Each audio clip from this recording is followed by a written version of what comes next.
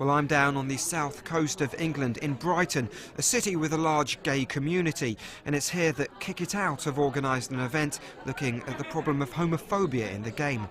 The event is taking place in association with the Justin campaign, named after the former player Justin Fashanu. Fashanu came out as homosexual in 1990. 8 years later, having received a great deal of hostility, his life ended in tragic circumstances. Found dead in an East London garage, the former footballer Justin Fashanu. Justin Fashanu has been found dead in a garage in East London. It's understood he died of strangulation, but the results of a post-mortem... One of the men behind this event in Brighton is Jason Bartholomew Hall, the founder and director of the Justin campaign. It's ridiculous to think that there is no gays in football.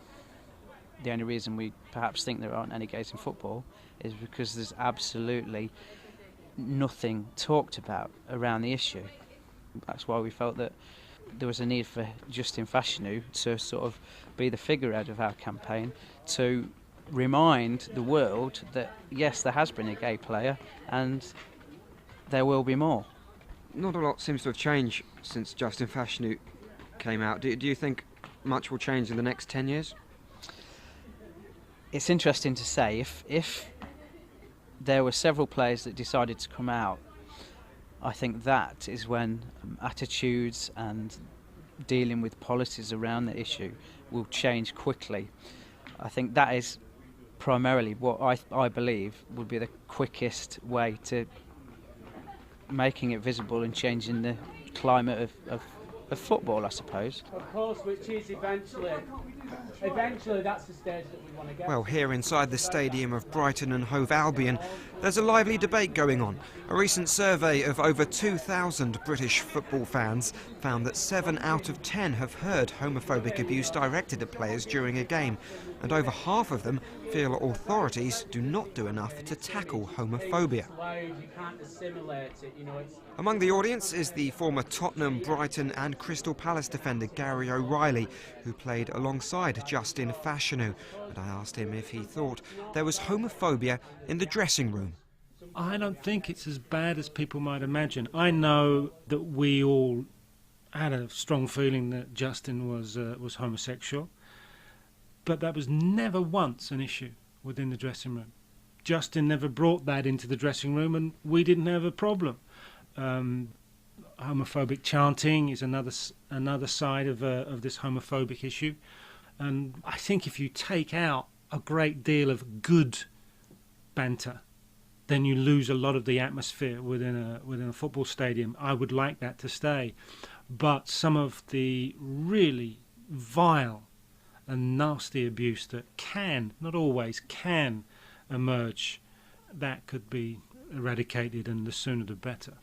Do you think there would be a reluctance among managers to buy players that they know are homosexual? That is an issue. That I can imagine would be a big issue. However, if an extremely high-profile, extremely talented player were to become openly gay, that might change. That just might change, but I can imagine that's a wee while away. I'm Paul Hayward, the chief sports writer of The Observer. There is a little tide, actually, outside of football. There is a shift towards people being less secretive, less ashamed, if you like. The Welsh Rugby Union referee Nigel Owens has just written an autobiography in which he described a suicide attempt when he was struggling to come to terms with his own homosexuality. And in a Welsh village, in a rugby union environment, you could imagine why that would be particularly difficult, because rugby is a particularly macho game, if you like. And equally, the goalkeeper of the Cork hurling team, I understand, has just come out in his autobiography as well. But we haven't seen it yet in football, and I think it's still quite a long way off. It requires clubs really to create a tolerant and an open atmosphere, so that people feel they're in a safe environment to talk about their sexuality openly. Well, Daniela Verps is the coordinator of the Football Supporters Europe network, and I asked her if there was more tolerance for homosexuality in the game elsewhere in the world. No, not as far as I'm aware. Obviously, there are some clubs where, for example, in Germany, a second division club where the president is gay. He's an actor and owner of a theatre and stuff like that. And he has been openly gay for quite some time.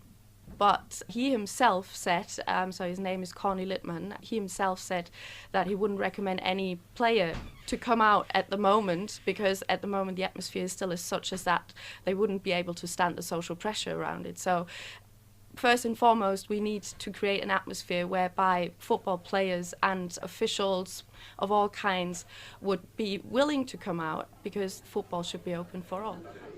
Well, what's been striking is how difficult it's been to get those involved in the game to even talk about the subject of homosexuality and homophobic abuse. And indeed, many people involved with Brighton and Hove Albion were unsure whether holding an event like this was a good idea, not wanting to portray Brighton as a gay club.